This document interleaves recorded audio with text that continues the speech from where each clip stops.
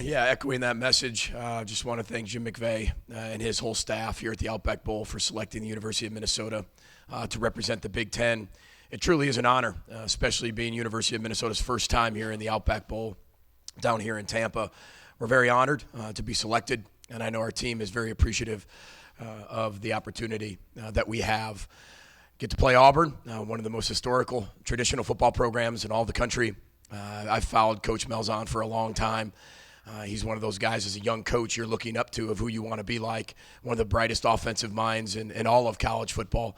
And it's fun to watch him, how he evolves. And we've got a chance to, probably shouldn't even tell him this, but we've watched a lot of the bowl games he's coached in. And what makes him really special is you can watch the tendencies you have during the season, but when Coach Malzahn has 3 weeks to prepare for you, 80% of what you basically just saw, it doesn't exist anymore. And it's something else, and it's even better. And that's what makes him really good. He's got tremendous football players, tremendous young people. We got a chance to be around his team yesterday at the Children's Hospital, which was really important for our players, and I know their players, to get together. But when you're playing one of the most historical football programs in the country and one of the best coach teams in the country, it's a tremendous challenge. And it's a challenge that I think both teams accept, right, in terms of looking forward to it and high competition. And that's why you come to the Outback Bowl. It's why you have a season like we did. I'm really proud of our players for accomplishing what they were able to accomplish. I know it's kind of astonishing to hear some of those numbers, but we are one of the most traditional football programs in all the country. You know, we've had 18 Big Ten championships, 7 national championships. It just hasn't happened for over 50 years. But when you look at what we've done, it's close to 100 firsts or nevers, and then about 49 restorations, we call them. Maybe things that haven't happened since 1904 or 1956 or 1965. Those are really important as you're building a program, as you start to hit some of those milestones. And as the years goes on, you don't want the gap to be as big. But we're really, really proud of the progress we've made. Very honored to be here. Everything's first class. I know our kids are really excited. You didn't have to do much to excite them. They walked off the plane and were excited because they were able to breathe in warm air. So it was very easy to get them excited. But again, we're very honored to be here, very honored to represent the Big Ten. And I know I speak for our president, Joan Gable, and our athletic director, Mark Coyle, when I say thanks for selecting us. And we look forward to representing the University of Minnesota in the Big Ten. All right. Leo? For both coaches, gentlemen, we don't have a chance to see you guys day in and day out. My perception is, Coach Fleck, you're a guy that goes at warp speed every day, all the time. Coach Malzahn, you're the type of guy I see as someone who at 3 in the morning, if a play comes to you, you're going to get up and write it down. So if I'm going to put this matchup in perspective, it's the Flash versus Professor Xavier. Is that pretty much a correct response? You know, I taught 6th grade, and they don't call your 6th grade teacher a professor for sure, so he'll get that one for sure. People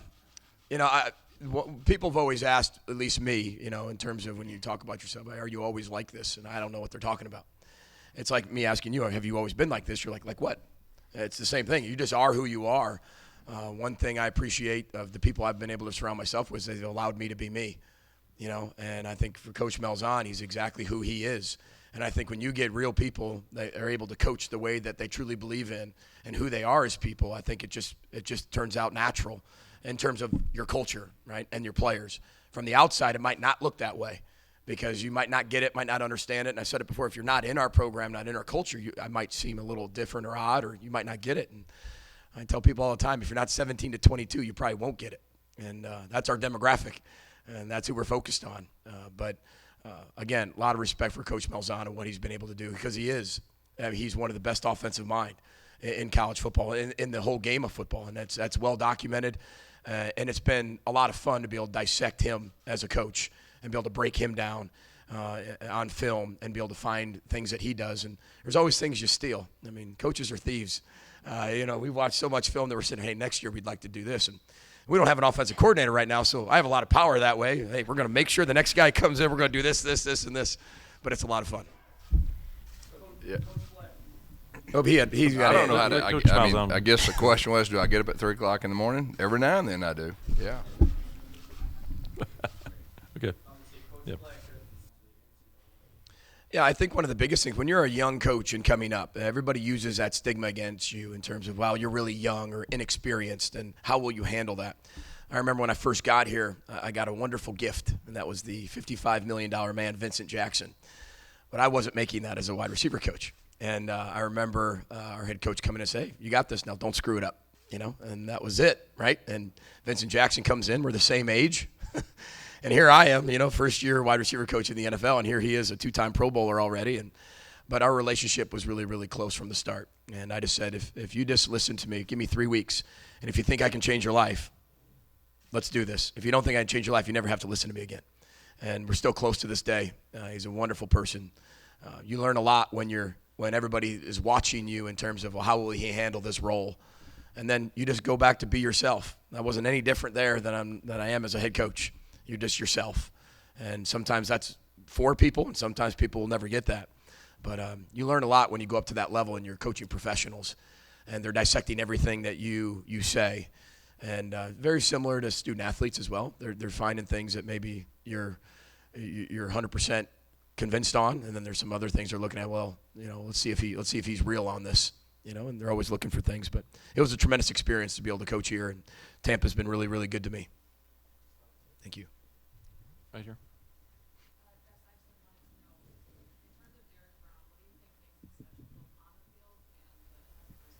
Yeah, on the field, he's got a unique talent. We had Nick Fairley in 2010. We won the national championship, and he was a dominant player, Outland Trophy and all that. But Derek is in that same atmosphere. I mean, he's just a big guy that can run. He has really good instincts. He's got experience, too. This is his 4th year coming back. He's played some really big games, and so I think that's it. And then off the field, he's just a wonderful person. I mean, what you see is what you get. He truly cares about people. And, we always ask our players, to be great examples for young people. And our players have great influence. And he's really bought into that from day one. And real proud of the awards he's winning, outside of football, which is many. And he's represented Auburn and his family extremely well. And, he's going to be probably top 10 pick. I mean, he's a dominant player. He's one of the more dominant players, I think, to come through our league in a while. They get to watching it a little bit quicker because we're doing recruiting and everything. Hey, who do they remind you of? And really, they're pretty unique from not, a little bit different than what we're used to seeing. But when you look at them defensively, what they do, they know their answers. They're really good. They play extremely hard. Offensively, they get the ball to their best players, and they figure out ways to get them in one-on-one situations. And, always look at when they play a big game. And they played a huge game, and Penn State was there, and College game day. They played one of their best games, so they're not they're not scared away from the big moment. And so when you look at them, when I say I think they're one of the best teams, I truly believe that because they're balanced. They're very good on defense. They're very good on offense. They take on PJ's personality, and like I said, I love his energy. You watch him on the sidelines when you're watching film, and everything is like their hair's on fire, and that's a really neat thing to watch from a coach's standpoint. But no, that's they don't really remind us of really anybody we played. They're kind of unique.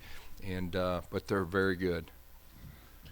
Yeah, unique as well. I don't think anybody runs the football like they run the football, and they're so creative, whether it's the counter read, whether they're pulling people left and right. They're coming from all angles, different formations. It's hard to be able to find, when you break them down, it's hard to be able to say, hey, they have tendencies out of this formation because he does such a great job of changing the formations, changing the motions, changing personnel groupings. And always keeping you off balance that way. And like he said a little bit about us, they have players everywhere. Every single one of them are players. And, he's done a tremendous job recruiting. Programs, the coach will probably tell you this too. You got to have really good players and really good people to win games. You have to. And he's had a lot of success with multiple years of top 10 recruiting classes, and you can see it on the field.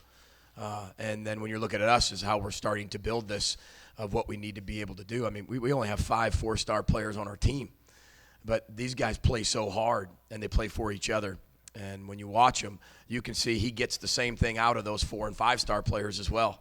And it's a breath of fresh air because we got a chance to be around Derek Brown at the hospital yesterday with all of his teammates. And you talk about one of the most sincere, humble men you've ever met in your life. And I've got to go to a lot of banquets that Coach Malzahn's been at too. And same thing with Derek Brown. And he's the same person there that he was here. He's full of life, right? And it's kind of fun and it's refreshing when you have 2 teams that have those 2 values. But they're very, very talented. It's hard. We have a saying in our program: comparisons steal your joy, because whoever we're going to compare them to is really good. And I don't want to sit there and think our team, it's like this team and this team. But we play a lot of teams that run the ball. They just don't run the ball like a Coach Malzahn team. And it's very difficult to defend.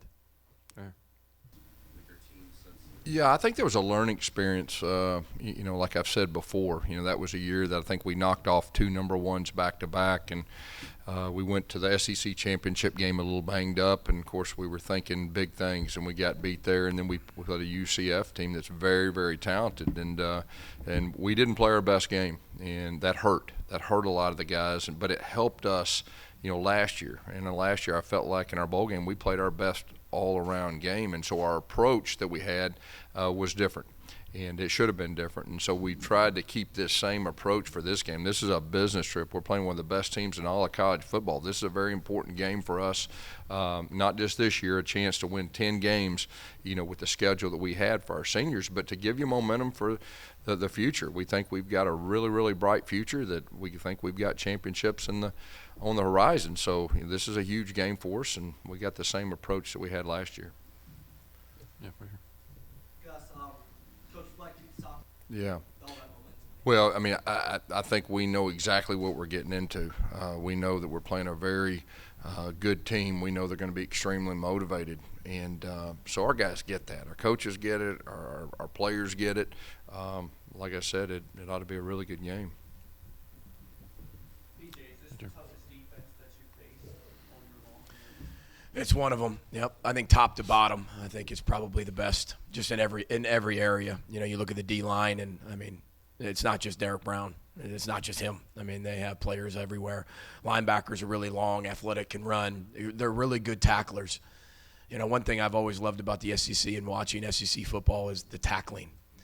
There are a lot of sure tacklers, and to credit to Coach Malzahn and the way he's been able to run his team. And one thing I love about him, he's as someone called him the professor, and he's got all these plays, but his team is very, very, very fundamentally sound.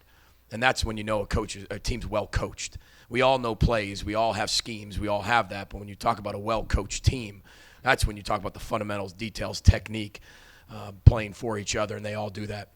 And their secondary is very talented. But they're really good tacklers, do a great job of disguising things. They can all fly around the ball, and that's what's fun about them is when you watch them and everybody's around the ball when they get there. I mean, it's you stop the film at the end, and there's 9-10 guys around that ball, and I think that's why they have the success they've had. Next question, right here. Gus, Coach Fleck had mentioned that you get some time off, tendencies kind of go away, 58% or so, or whatever. One, is that true? Secondly, does Chad Morris getting out of that mix give you a fresh sounding board, going, hey, I noticed all this stuff after reviewing tape, and maybe we should do this, should do this? Yeah, I mean, I think anytime you're in a bowl game, you got chance. I mean, during the season, you always check your tendencies from week to week, but you got a little bit more time, and that's just what coaches do. And then, of course, Chad being here, we're from the same family, and so he understands kind of what we're doing. When we were at home, he was just getting a feel for our players. Now we're here, he has more influence on what we're going to do. And like I said, he'll help me and assist me during the game. So. But yeah, to answer your question, he will have influence, on the game. Yeah, right here. Both coaches again. Coach, you said it was a business trip. How hard is it to get that fine line between a business trip and a reward for a great season? Yeah, for us, it's really not that hard, and it's kind of the question that Brandon asked. 2 years ago, we got a lot of seniors that we had a really neat run, and we were close. We thought we were on the way to a championship, and we got beat in the SEC championship game, and then we got stung, a loss to Central Florida. But at the time, I think Central Florida probably was one of the best teams in all of college football. But at the time, you kind of, maybe everybody didn't know that, but we didn't play our best. And so anytime you have experience, and your players specifically have experience, and they went through that hurt, it doesn't take a lot to get them motivated. In last year's bowl, they were very motivated. And then this year, we have a bunch of seniors. Some of them, could have left early for the NFL like you see around the country. Our guys decided to stay. So I think the motivation factor, I mean, we can have fun back home, but our guys are here to win a football game. And I know Minnesota's the same way. I mean, so a reward, for the season, to me, is winning a bowl game. I mean, that's the reward. You know, you can have fun back home. Yeah, I mean, I echo everything he says, right? I mean, we're here to win a football game. You know, we talked about that in our team meeting today. The Outback Bowl does such a great job of providing all these elite experiences. And like I said, it didn't take much for us to enjoy it when we walked off the plane. So, but other than that, I mean, you're here to play a game. There's a reason that you're here. This isn't just a team trip, right? You're here to win a football game. You're here to prepare. And at the end of the year, you want to be playing your best football. That's what every team strides to become, the best team they can be, the best version of themselves at the end of the year. So you have both teams that have that same philosophy, you know, in their last game of the year. And again, whoever plays better is obviously going to win, but it's the ability to play your best in your last game, not only just for your seniors, but for the development of your program as you continue to move into the future. Yeah, Joey? PJ, do you have a general philosophy for draft eligible guys who indicate a desire to skip the fall season, or is it truly case by case? You know, there's the philosophy we have is we do everything we possibly can with the National Football League to submit all the proper paperwork, right? And then the NFL will come back and say you're a first or second rounder or go back to school. Now, we never tell our players what to do. Every case is an individual case-by-case basis, but we'll support them in whatever they want to be able to do. Kamal Martin's not playing in this game, but Kamal Martin has to have surgery. And he was a completely different case than everybody else. But every other one of our seniors is playing in the game and draft-eligible players. And I think that's, just like Coach Malzahn, I think that's a credit to the type of culture and program you have and the connectivity you have as a team as well. But there's advantages on both sides of it. And that's why it's really a player and a family decision. All we're here to do is give them the education of, on both sides, what we've seen from the past, former players, and make sure our players don't make a decision when they're being told one thing from an outside source when realistically here's what the pros are saying. Here's where the professionals are saying. And when you have I've played in the league and I've coached in the league, and you have a lot of friends in the league, so that helps as well to get other opinions. But we'll support them. It's really at that point, a player decision, family decision. But I'm just thankful that our guys continue to believe in our team. And, it's the same with Coach Malzahn. I mean, you look at Derek Brown, he's a top 5 pick. And, he came back, said he's playing. And you can just see that's that connectivity of that senior group. They have a lot of seniors. And, but it's case by case for sure. And I've seen, Corey Davis stay and went from maybe being a 3rd rounder to a top 5 pick overall by staying. I've seen guys leave, like Mohamed Sanu, that it was probably better for him to leave at that particular time. So everybody has their own ability, in terms of what their philosophy is and their family decision. But we'll support them any way that they want. We're just here to educate them the best we can. What do I have fun with? I really enjoy being on the field with our players.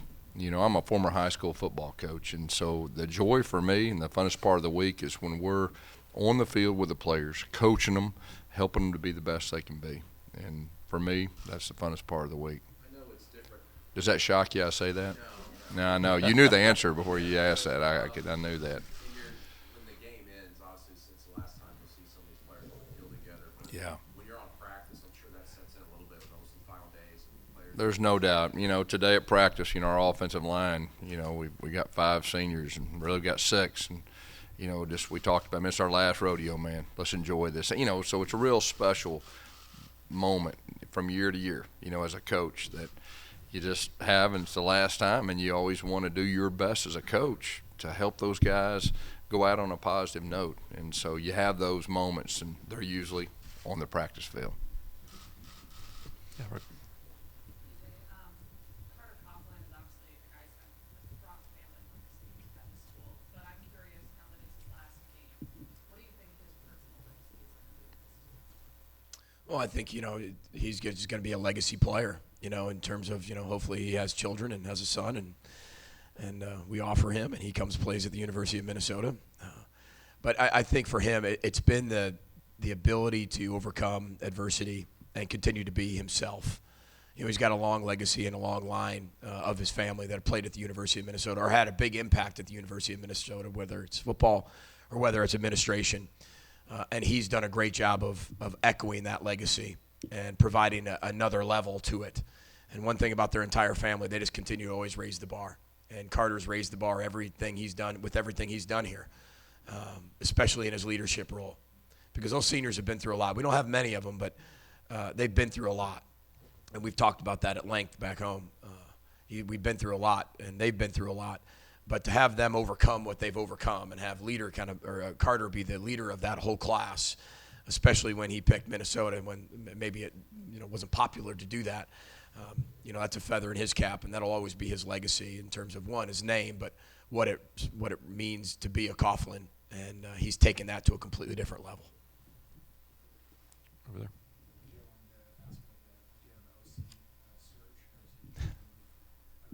We're playing Gus Malzahn. Yeah, I'm curious. I'd like to hear this. Yeah. It's interesting because you're doing everything you can to interview some people while you're here, just on FaceTimes, phone interviews, and then you're obviously planning for a game, and you have all these activities you're supposed to do and have fun, and do all those other things. But you're doing everything you can to talk to some people right now. We're making progress in it. There's a lot of people who are really interested in the job, but my focus is really our players. It's this bowl game. Coach Malzahn and his staff make it hard enough. You don't need time away from it. But when they have a little bit of downtime and free time, Heather will tell you, it's not like we're out there having a ton of fun. We're interviewing people in the room on FaceTime and just getting to know some people.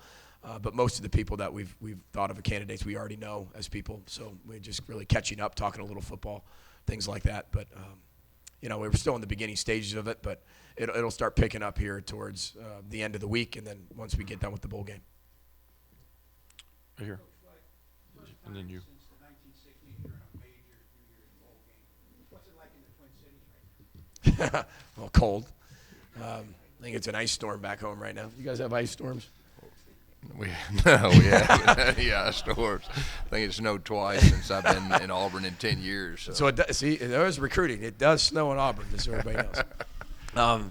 No, the energy is really high. I mean, when you have the Vikings having a really good year and having success, and then the Gophers are having success, and we talk about one Minnesota back home, and when you're in a pro town at times, that I thought that was the best thing about it when I took the job. And some people say, well, you just want a college town, and I love the whole pro town. I love going to NFL games, NBA games, Major League Baseball games, taking my kids, taking our team to those things, creating experience, moments, and memories. But I think what we're doing is we're restoring, the tradition of old. And I think that's what's really important to never forget here. Row the boat is our culture, right? Ski-U-Mah is our tradition. And what we're doing is restoring all of that. And I love it when some of the older generation will come up to me and they have tears in their eyes, and especially during that last game with the hope of doing what we almost did, right? Of just having those memories that they had 50 years ago come back and be that close to becoming reality. And at least the New Year's Day Bowl is a reality for them, right? I think that's what's fun when you're restoring a program. Your culture is different. Every coach has a different culture. So changing the culture is just natural when a new coach comes in. Our Row the Boat culture is just different than previous cultures. Not that it's better or worse, it's just different. But when you have a tradition of Ski-U-Mah, and you have tradition of 18 Big Ten championships, 7 national championships, it's fun to be that bridge, and you can feel the excitement. You can feel people really excited about the future of Gopher football for sure. Right here.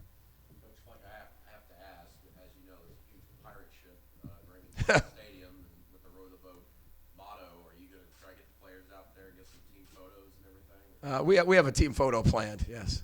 At some point, yes, we do. Any special things planned for it? For the photo, or not really. I mean, the boat makes a good backdrop.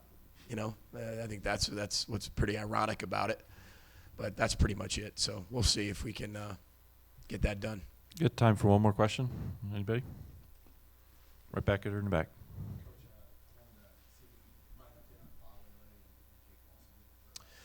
Yeah, Jake Paulson will not play. He had surgery last week, but he's doing great here on the bowl trip. And then Daniel's really kind of a game time decision, making a lot of progress, which is good. So, our offensive line, we don't have a senior up front. We're still really young, and Daniel's been a big part of that. We're only 2.5 years removed, 3 years removed from having 4 linemen on our roster. And going through that first spring ball that you were there with, when Coach Callahan had to fill in at left tackle just to practice, right? Which was interesting enough, him and his knee braces. So, that we've come a long way up front in a short amount of time. Doing it with high school players, and you got to give a lot of credit to Brian Callahan and the players for how much they developed in a short amount of time.